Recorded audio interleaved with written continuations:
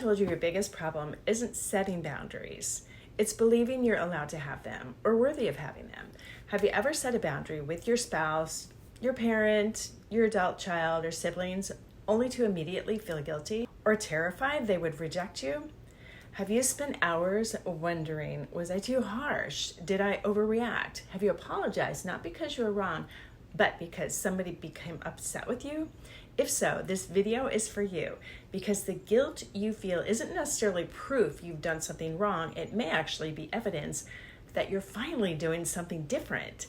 Today, we're going to talk about why boundaries feel so difficult after narcissistic relationships, why they trigger so much fear and guilt, and how you can begin setting boundaries without believing you're a bad person.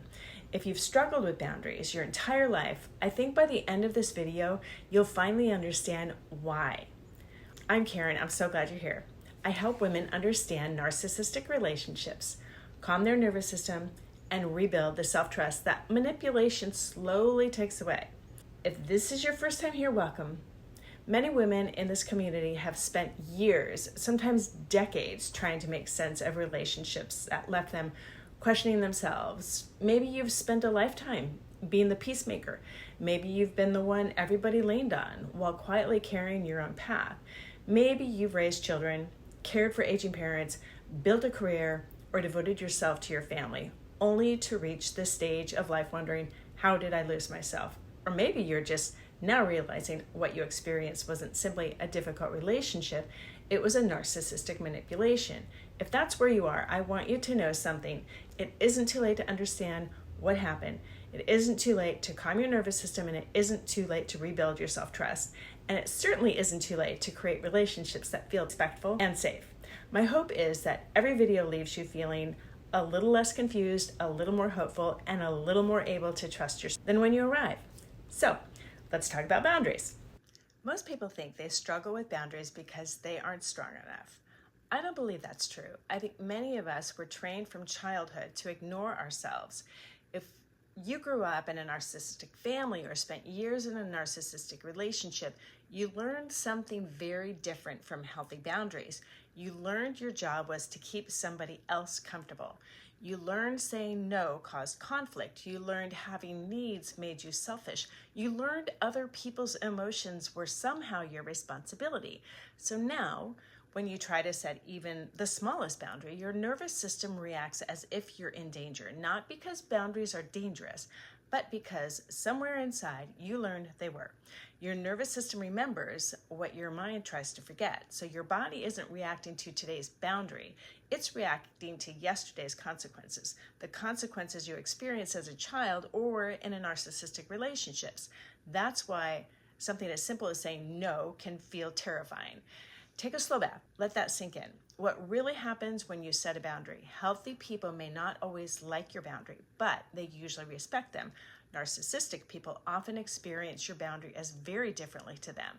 Your boundary feels like a loss of control when they can no longer control your time, your emotions, your attention, your decisions. They often react. They may become angry. They may guilt you. They may accuse you of changing. They may tell other people you're selfish. They may suddenly become the victim. That doesn't necessarily mean your boundary is wrong. Sometimes it's evidence your boundary is working. Healthy people adjust. Controlling people escalate. The difference tells you a lot. One of the hardest lessons to learn is this: somebody else's reaction is not the measure of whether your boundary is healthy. Somebody else's reaction is information. It is not instruction. You're not responsible for making everybody comfortable. You are responsible for protecting your peace. And every time you honor a healthy boundary, you teach your nervous system something new. You teach it, I can keep myself safe. That is how self-trust begins to return. One of the biggest misunderstandings I see is this: people think guilt means they shouldn't have set the boundary. I don't see it that way. Guilt is often withdrawal from an old role. For years, you may have survived by saying yes, by fixing, by rescuing, by over-explaining, by making yourself smaller. Now you're saying no. Of course your nervous system panics. You're asking it to do something it once believed wasn't safe. Healing isn't about never feeling guilty. Healing is learning that guilt isn't always your compass, Sometimes guilt simply means you're leaving behind an identity that no longer serves you. That doesn't make you selfish. It makes you somebody who is learning to live differently. Every time you choose your well-being over people-pleasing, you're strengthening your self-trust. What healthy boundaries actually look like. Healthy boundaries don't have to be loud. They don't require long speeches. Most boundaries are surprisingly simple.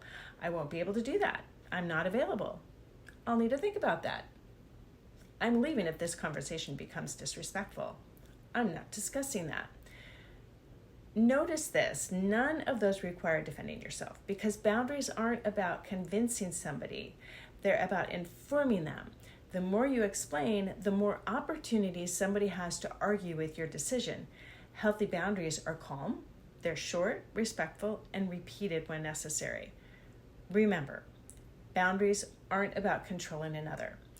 They're not about controlling another's behavior. They are about deciding what you will and what you will not participate in. You don't need permission to protect your peace. One of the most important boundaries I ever set was when I learned this. I did not have to justify, get angry, defend, or explain an acronym JADE.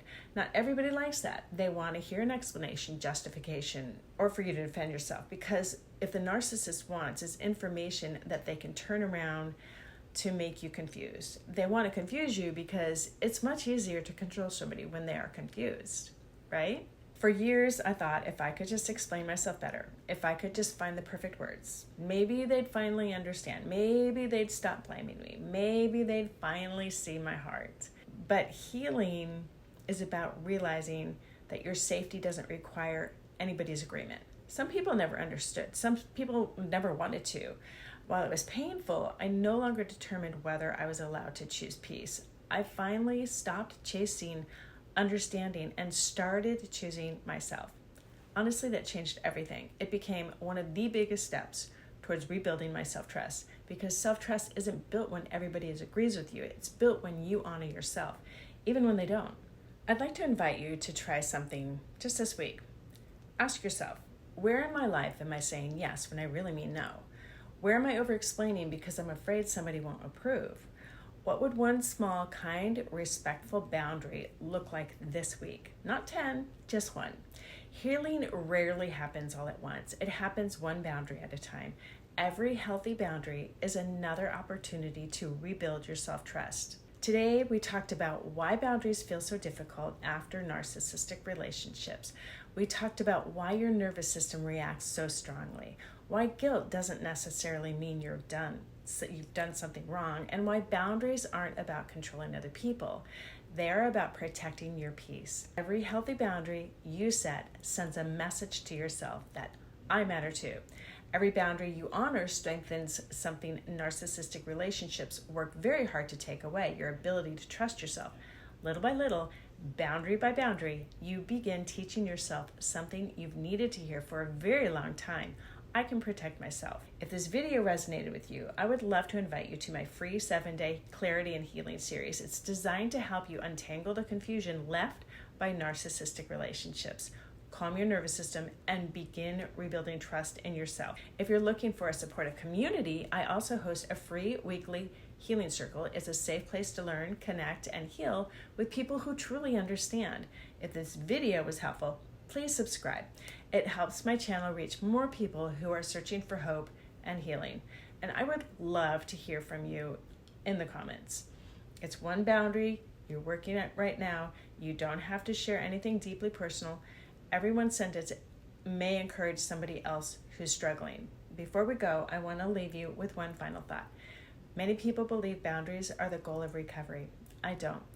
I believe boundaries are one of the most powerful ways we rebuild something narcissistic relationships work so hard to take away. Again, our ability to trust ourselves. Every healthy boundary sends one powerful message to your nervous system.